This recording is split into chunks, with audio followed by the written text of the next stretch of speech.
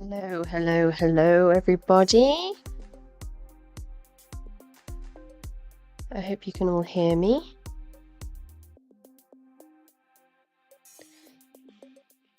And welcome to today's Cult News stream on the 5th of August 2023. I hope you're all having a nice Saturday. It's a very rainy day here. And so we've been watching the rainfall and not bouncing on our trampoline today. But enough of all of that stuff. I have some news I wanted to share with you that's come out across the last couple of weeks. And that starts with August being International Cult Awareness Month. So, International Cult Awareness Month started 5 days ago. And if you go over to About ICAM on the internationalcultawareness.org website, it says International Cult Awareness Month, ICAM, is when communities come together to highlight the dangers and realities of cultic practices. We provide support for those affected every August. ICAM aims to educate the public about cults and their harmful practices. It's working alongside the Freedom Train project, which established the ICAN in 2022. The Freedom Train Project Incorporated and other organizations and communities release helpful content. This content includes webinars, workshops, informational sessions, and support groups to increase public awareness and understanding. These programs discuss the psychological manipulation techniques cults use. They also discuss signs that someone you know may be involved in a cult and resources for help and recovery. International Cult Awareness Month's ultimate goal is to raise awareness of cults' pervasive and insidious nature and give hope to those affected. It is a message to those entangled in these harmful practices that they are not alone and that support is available and that they have the strength to reclaim their lives. The International Cult Awareness Month is set up by Tabitha Chapman, who is a former member of NXIVM. And if you click on the weekly content section, you can see all the different focuses of each week throughout August. And on the website, there are also calls to action where you can go and donate. You can go and buy a t-shirt with the brand on to support the awareness month as well. So week 1 is understanding cults and coercive control. And as we go through the month of August, I'll continue to highlight the various works that are coming and partnerships that are working alongside the International Cult Awareness Month. There are libraries that are setting up book displays with cults, with cult books and specific resources that people can check out from the library. And there are also artists contributing. There are different podcasts that are raising awareness of International Cult Awareness Month, as well as calls to action. So here are some things you can have a look at. Sarah Steele from Let's Talk About Sects released an interview earlier this week with guest Lisa Kendall about International Cult Awareness Month, and some information about the effects on second generation adults, I believe. So that's International Cult Awareness Month. Little Birdie's here. Hi, thank you so much for dropping in. I feel like we haven't had a chance to talk for ages. I did some work on breatharianism a few weeks for me of you and your channel. So thank you for dropping by to say hello. Also, a shameless plug here before I jump into any more of today's cult news. On September the 16th, I will be in Glasgow for CrimeCon. And I'm so excited for this because with the London programme, there's so much happening and it's so busy that there are multiple things happening at the same time across the weekend. Because Scotland is only one day, there is one program that everybody follows. So that makes it a really, really special chance to sit with everybody and watch all of the talks and panels that are available that day.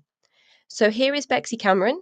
Bexy Cameron is a writer, director, academic, and activist using her talents for social change and noisemaking. She has written and conceptualized a Channel 4 series as well as films investigating religious cults, fan culture, and the music industry, to name but a few.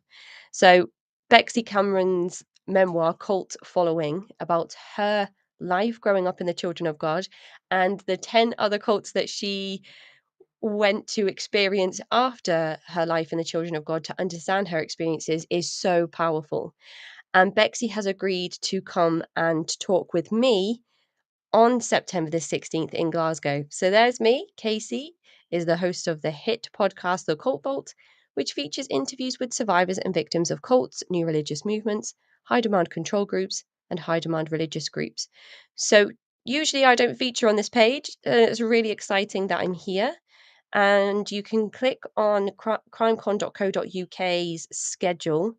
And if you scroll down to the 2:35 session, you'll see my session with Bexy being advertised on the official CrimeCon website, because I will be doing on the big stage a talk with Bexy on the day. And afterwards, Bexy will be doing book signings of her book Cult Following, which is really, really exciting. So now we will get into some of the cult news that I've put together for this week. And I just wanted to give a small trigger warning before that happens. This week's content is particularly every week it's horrific stuff. For some reason, there's a lot of stuff in the news this week about abuses and harms against children. So I just wanted to give that trigger warning before I get started. Part of the stream. So rollingstone.com has released an article by Andrea Marks that says this church promised to save their souls. Defectors say it was a cult. How a group of Christian outcasts banded together to expose alleged sexual assault and manipulation that was happening within its ranks. So here we go into information about the International Churches of Christ, which was recently covered on the Cult Vault podcast, although that interview won't be released for a little while. And the Rolling Stones article just goes into a number of lawsuits that are going through the legal system at the moment. The allegations in the LA lawsuits, which refer to alleged incidents in the 1990s and 2000s, first appeared among a set of 6 federal lawsuits filed around the start of 2023 in California's Central District. In July, the plaintiffs withdrew their federal suits. Their attorney says they plan to temporarily shelve federal RICO claims related to the alleged pyramid scheme and to refile all of them with an emphasis on the abuse claims in state courts. Our thinking was, let's focus on what's important here, which are the claims relating to the sexual abuse of these survivors, says Bobby Samini, an attorney for the plaintiffs. And then there's a bit here about Kip McKeon and how he founded the International Churches of Christ, and how the International Churches of Christ broke away from the Churches of Christ, and how Kip McKeon then went on to lead that in his own vision. But it says here at the bottom, it didn't take long for the group to catch negative media attention. In the 1990s, several national outlets from 2020 to 17 reported on allegations that the ICOC was a cult that took advantage of its members. By 1992, according to an article that ran in Time, despite its growth, roughly half the number of people who had joined since its founding had defected, claiming the church demanded authoritarian control over members' lives. In 1994, the mainline Churches of Christ severed ties with the group, according to a 2000 US and World Report article. By that point, at least 39 colleagues and colleges and universities had banned the ICOC, including Harvard and Georgia State, for harassing students or violating door-to-door recruitment policies. So in the recent interview that I did, it was brought to light that one of the main recruitment tactics that was used by the ICOC was to go on college campuses and recruit young, vulnerable students, which is, of course, not unheard of. It's almost straight out of the cult recruitment handbook in terms of finding a demographic of individuals in a state of transition that might be exploited due to certain vulnerabilities. An article on The Guardian says woman pleads not guilty to murdering 2-year-old daughter while involved in a cult in the 1980s. So this is one of those articles that I was alluding to before when I said that there is some particularly difficult content in this cult news segment. Police allege Ellen Craig, 60, killed Tilly Craig near, I want to say, Oberon? Oberon. Just correct me, somebody please. A woman accused of murdering her 2-year-old daughter while involved in a cult 3 decades ago has pleaded not guilty. Ellen Rachel Craig allegedly killed Tilly Craig in central New South Wales in July 1987. Police allege the toddler was beaten to death with plastic tubing and her remains disposed of at a rural property in Porter's Retreat, which also served as the headquarters of the cult, the Ministry of God. So again, this is not unheard of in certain cults that have been gathering international attention lately. The 12 tribes have been accused of burying lots of children on their lands and on their communes after not allowing children to seek medical attention or to allow parents to seek medical attention for their children. This is not a case of medical neglect, but rather physical abuse that has led to the death of a child. So really abhorrent stuff in that article on The Guardian. I'll post all the links that I talk about today in the episode description. inews.co.uk has been releasing some information on the latest Trump indictment, and the news says ex-White House aide says charges intensify cult around former president. So bringing accountability and bringing charges against somebody who has committed crimes is not stopping people from having an undoubted level of devotion to Donald J. Trump. The cult around Trump intensifies when this stuff happens. Trump will be much more rattled by indictment than he is projecting. Trump campaign describes indictment as political persecution, reminiscent of Nazi Germany. Again, that's rhetoric that is thrown around all of the time. The left calls the right a cult, the right calls the left a cult, and so on and so forth. Donald Trump was indicted on Tuesday for his wide-ranging attempts to overturn the 2020 election, the third time in 4 months that the former US president has been criminally charged, even as he campaigns to regain the presidency next year. How is that even possible? The 4-count, 45-page indictment charges Republican Trump with conspiring to defraud the US by preventing Congress from certifying Democrat Joe Biden's victory and to deprive voters of their right to a fair election. Then President Trump pushed fraud claims he knew to be untrue, pressured state and federal officials, including Vice President Mike Pence, to alter the results, and finally incited a violent assault on the US Capitol in a desperate attempt to undermine American democracy and cling to power, prosecutors said. So there's so much information coming out about this, lots of people drawing attention to Trump's reactions to the witch hunt, I say in air quotes, which are all over the social media platform that he uses, which is not what I would call one of the mainstream platforms. So I'll just head over to the next. Feel free to pop questions in the chat to share cult news stories that you've heard of that I might not mention here today.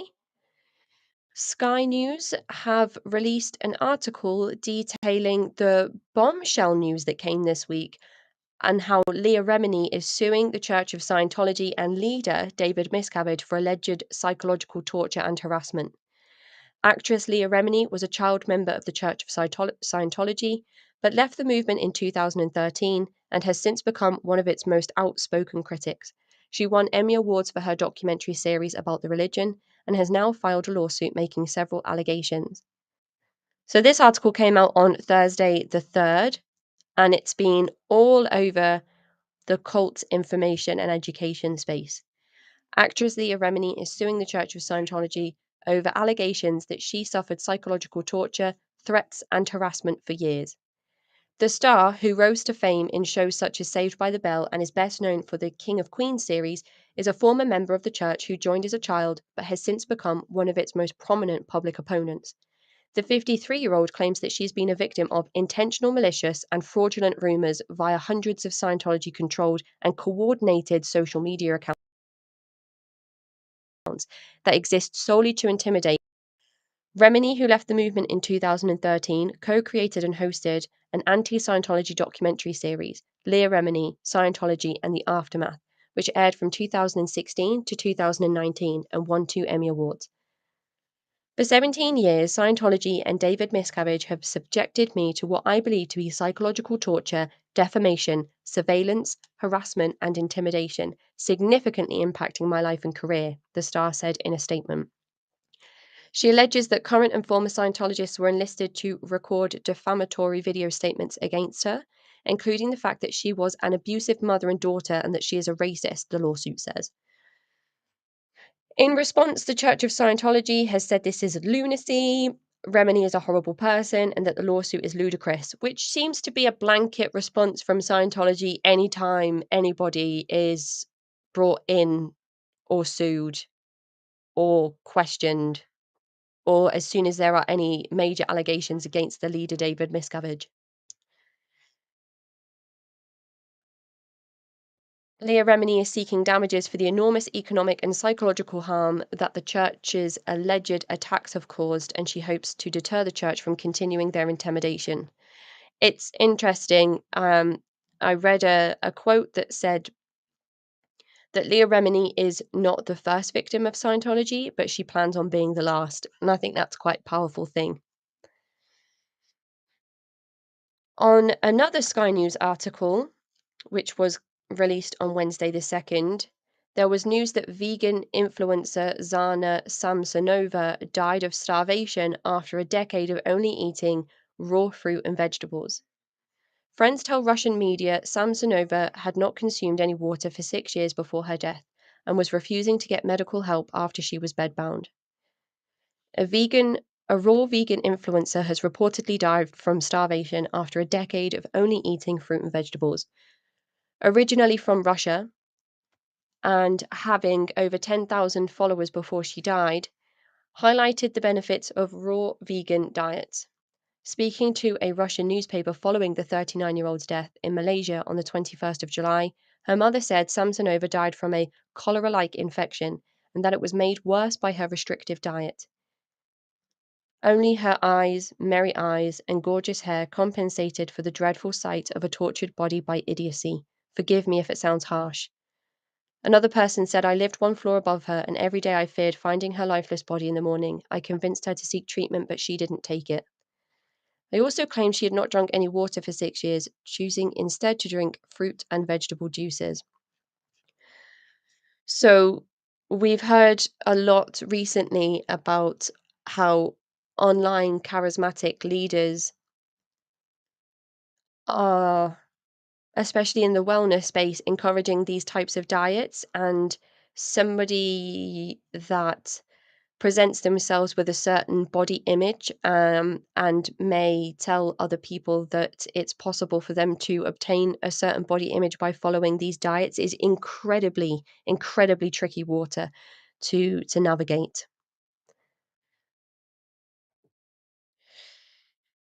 Hello, Kimberly, and welcome to the stream. Thank you for joining us. We are halfway through the cult news for today, so I will just keep going. In terms of the Lori Vallow Daybell trial, Laurie Daybell was sentenced this week, and I have been following this case since May 2021, and it is wild to me. Actually, it would have been May 2020 because that's when the podcast started. That this entire time, Laurie Daybell has decided to remain silent. When Nate Eaton approached her in Hawaii and asked her where her kids were, when police asked her where her kids were, during trial, she decided that she didn't want to use the rights that she had to speak at trial. She didn't testify on her own behalf. And then at this sentencing, after Laurie Daybell received 5 consecutive life sentences without parole, so that's not concurrent where sentences are served alongside one another. This is 5 consecutive life sentences without the possibility of parole. She had an opportunity to address the judge before the judge made the ruling on the sentences. And I was absolutely shocked watching this that she decided that she wanted to exercise her right and address the judge. And I've just clipped this part from Nate Eaton of Easter Idaho News's coverage of the trial so that I could play this segment of Laurie Daybell attempting to justify or attempting to give some context to what had happened with her and her children. So before I play that, I'll just turn my camera off and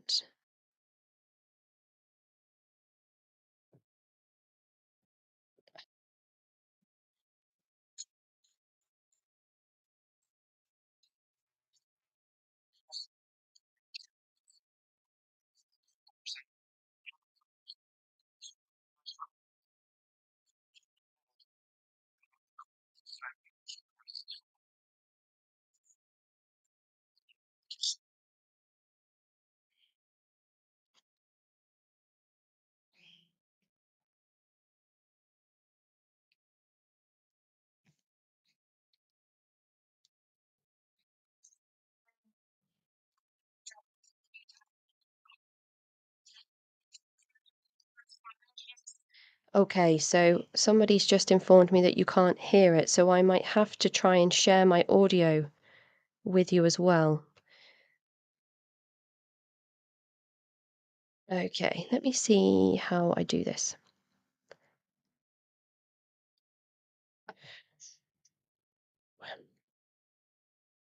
I'll tell you what I'll do. I'll post the link in the chat and we can all watch it at the same time.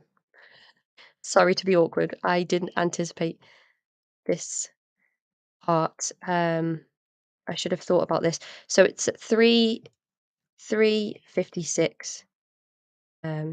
3 hours 56. So I will watch it. I'll play it and then I'll check back in with you all afterwards and see what you think about what Laurie Daybell decided to share.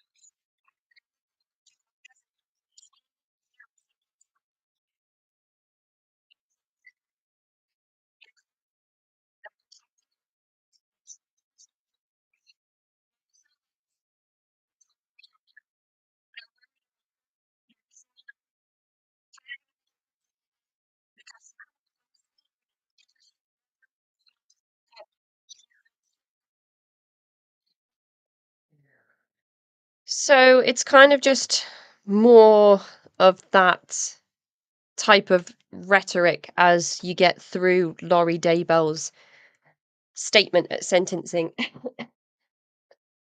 This is after the lengthy and extremely difficult and impactful victim statements that were read out by the family members of JJ and Tylee Ryan and Tammy Daybell.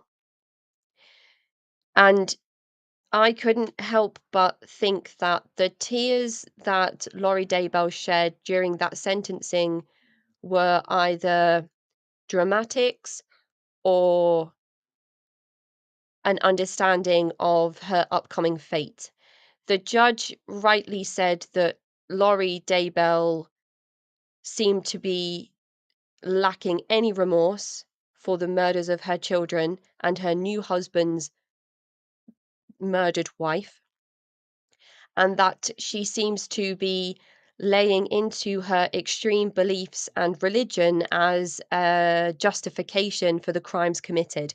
He also said that it was astonishing that somebody at 50 years old who had no prior criminal background went on to commit the worst crimes that a person can commit and be brought in front of a judge for committing. So, in case anybody hasn't heard of this case or has been keeping up with this case, Lori Daybell has been charged with the conspiracy to murder Tammy Daybell, JJ Vallow, her 7-year-old son with special needs, and Tylee Ryan, her 16-year-old daughter. She was also charged with first-degree murder of her 2 children. Those 5 counts together led to the judge sentencing Lori Daybell to 5 consecutive life sentences without the possibility of parole. And I think the judge understood, and he described it this way, that there is no way you could release a woman, even in her 70s, back onto the streets where there is no remorse and there is justification in the actions that she has carried out. Lori Daybell, as far as I know, never met Tammy Daybell in person, and she talks about her as if she is a friend of hers. The defense were also asked to give a statement to the judge on the sentencing and asked for leniency and said that everybody is filled with hate, but hate doesn't help you heal, hope does. And hope turns to love, and love is what helps people overcome things. And that kind of felt to me like the defense was possibly saying, we shouldn't hate Lori Daybell, we should love her, especially the people in this room who have been mostly impacted by the crimes that she committed, which was quite an outrageous thing to hear, really. So I just wanted to play that short clip. I'm sorry I couldn't get the audio to play over the stream, but I will try and fix that for next time. It was quite shocking that Lori Daybell decided to exercise her right to speak at the sentencing, but it didn't do her any favors. So moving to the next part of the stream, and we are going to be looking at the New Zealand Herald, an article published by Sam Sherwood and Carolyn Mengi says Gloria Vale leader Howard Temple accused of indecently assaulting 10 girls across more than 20 years. So this news coming out from Gloria Vale just doesn't seem to stop. The leader of Christian community Gloria Vale is accused of indecently assaulting 10 girls across more than 20 years. Name suppression lapsed today for Howard Temple following his appearance in the Greymouth District Court. Court documents allege that 83-year-old is accused of 24 charges of indecent assault involving 10 female complainants who were aged 9 to 20 at the time of the alleged offending. He also faces 3 charges of doing an indecent act. The alleged offending took place between 1998 and 2022. Temple appeared before Judge Jane Farish on Wednesday in the Greymouth District Court. His lawyer, Michael Vesti, said Temple pleaded not guilty to the charges and wanted to have a judge-alone trial. He was released on bail until October 31st. Temple, an ex-US Navy engineer, took over from Neville Cooper, the secretive Religious Commune's controversial leader and convicted sex offender, also known as Hopeful Christian, when he died in 2018. Formerly called Howard Smitherman, He visited New Zealand during his naval service, prompting a move here and a marriage to a Kiwi woman. On Cooper's death, he became the overseeing shepherd's appointed successor and led a group of senior shepherds that included hopeful Christian's son Mark Christian, Samuel Valor, and Enoch Upright. He has been in leadership for over 40 years. The Royal Commission of Inquiry into State Abuse expanded its scope earlier last year to 3 enclosed community faiths: Gloria Vale, Exclusive Brethren, and Jehovah's Witnesses, all very familiar at this point. It is a written submission that Temple claimed the community was not fully aware of the extent of sexual and physical abuse within Gloria Vale until 2020, when police carried out an operation. We were shocked when many issues of harmful sexual behaviour came to our attention. It's just wild that somebody would make that claim in a cloistered and isolated community, that external people go in and find out all of these issues. But here we are. Moving on to the recent Netflix documentary that dropped, How to Become a Cult Leader. Some really great familiar faces in this documentary, and not the cult leaders. I'm talking about Janja Lalich, Rachel Bernstein, Amanda Montell, all friends of the Cult Vault podcast. There's been some mixed reviews about this documentary. It's narrated by Peter Dinklage of Game of Thrones fame, Tyrion if you've watched the series, and it is supposed to be sort of a tongue-in-cheek satirical playbook on how to become a cult leader. It looks into some of the most notorious cults throughout our history. You can see here Charles Manson, Jim Jones, and Marshall Applewhite. And it also mentions the Unification Church, the Ant Hill Kids. There's tons. Jaime Gomez. There's tons of different groups that are referenced, and it goes through the staples of what you can identify in the makeup of cults and explains how various cult leaders applied those tactics to their respective groups and followings. Lots of survivors have come forward in reviews and Facebook groups and posts and Twitter or X and Reddit to talk about how they felt it was kind of triggering and harmful to some people. Others have said that it is a great sort of foot in the door educational piece for people who might be wanting to understand more about cults. We say this all the time, and I think it's true, that any media coverage that has an educational aspect is helpful to broadening discussions around the subject of cults and coercive control.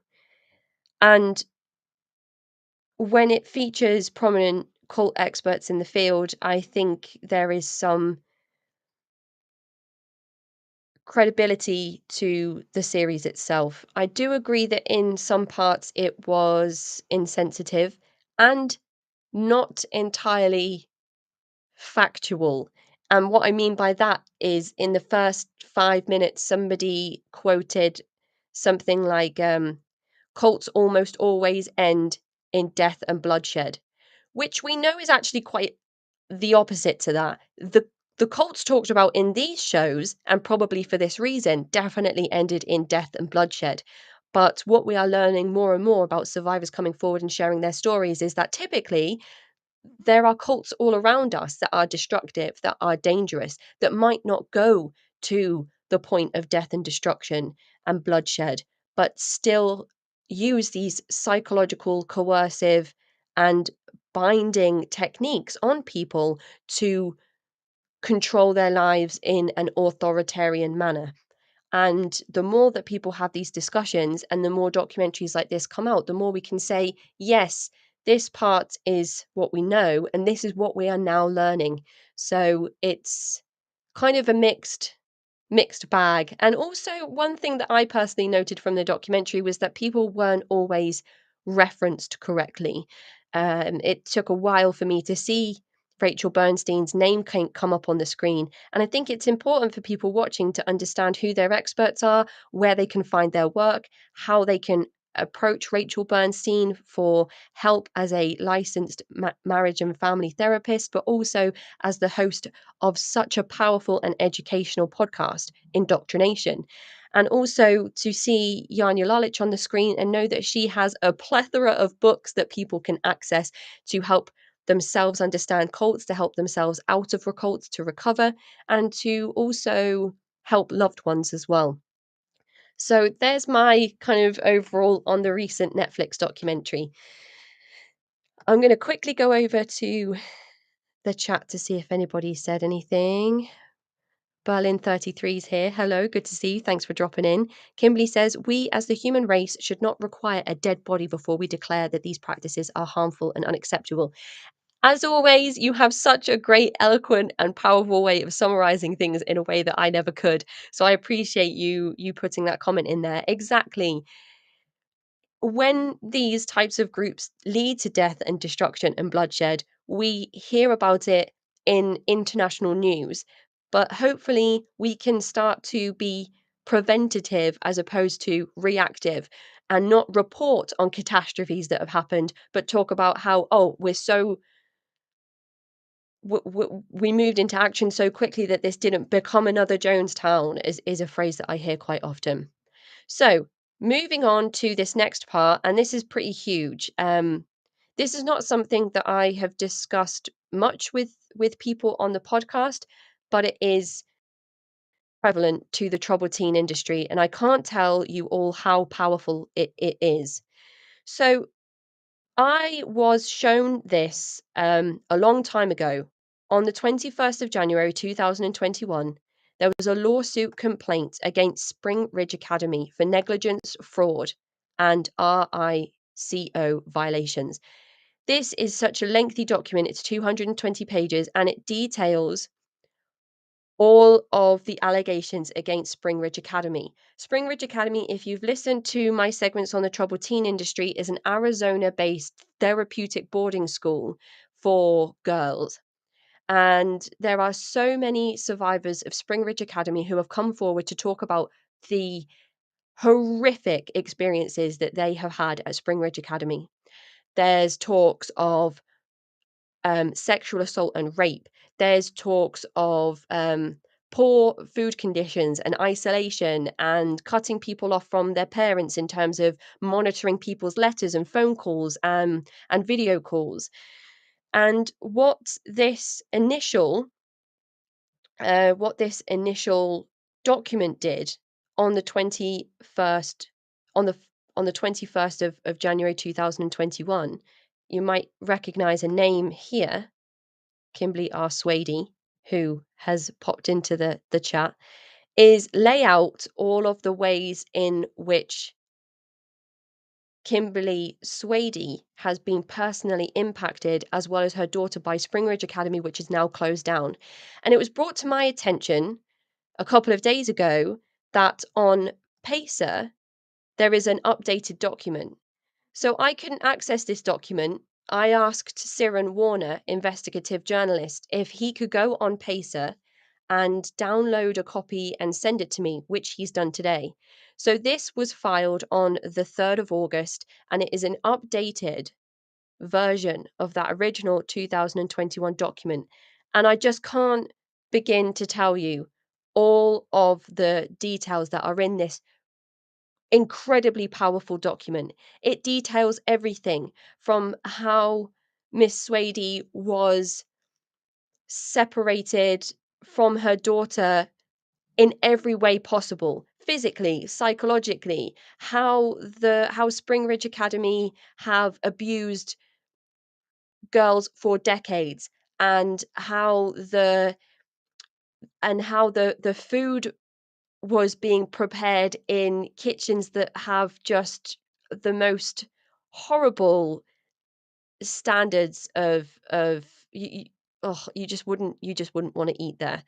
um Kids getting sick, kids being kept in vehicles for hours at a time and not being allowed to go to the toilet, kids being put in isolation, kids talking about being raped or needing medical attention and not being believed, kids being forced to scream at their parents and stand on stand on things and stomp on them and pretend that those things are their parents, parents being asked to go to family therapy sessions where they are ridiculed. Oh, it's just some of the most horrific stuff, but it's everything we know about the troubled teen industry, and it is in this detailed document that everybody can access publicly. It is a matter of public record. Anybody can go and pick up a copy of this document and read in detail how the defendants in this case abused, neglected, and intentionally separated a mother from her child in order to get the father to continue the child's enrollment into the service, which of course costs thousands and thousands of dollars.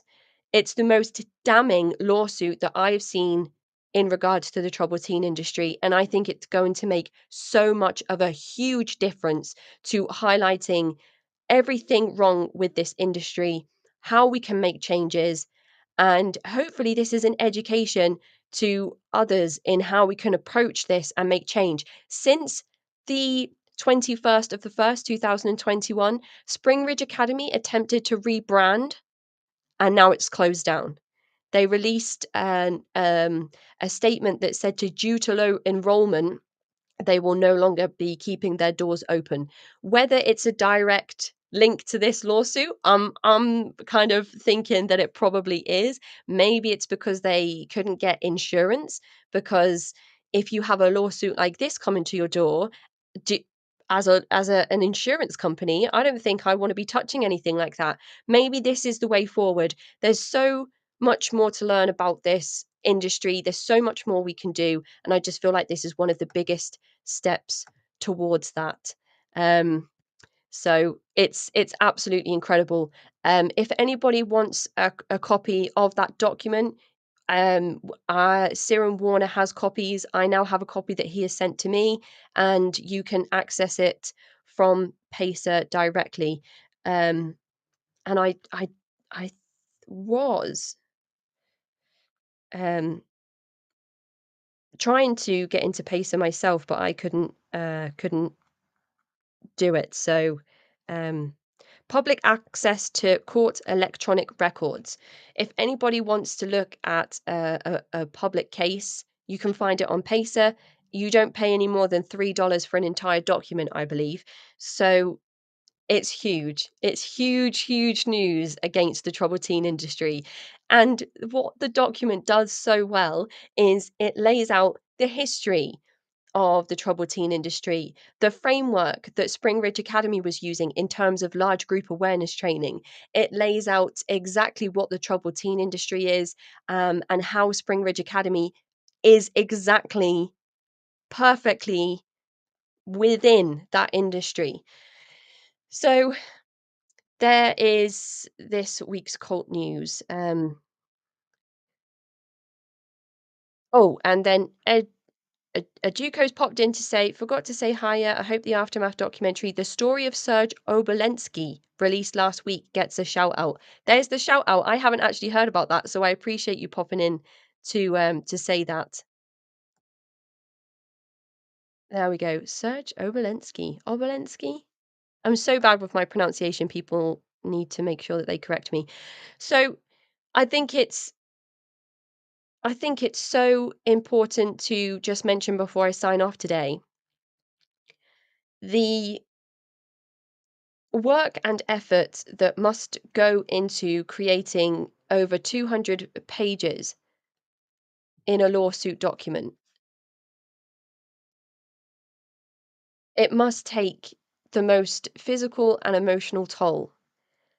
And I just want to say that I truly appreciate everything that Ms. Swady has put into putting that document together and highlighting the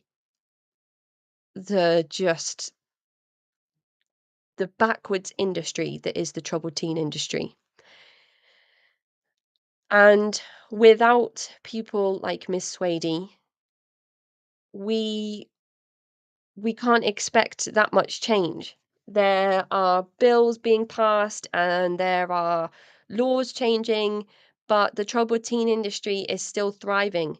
And all of the things that we can do to highlight the industry, highlight its abuses, and work on ways to get these places closed down is the next big thing.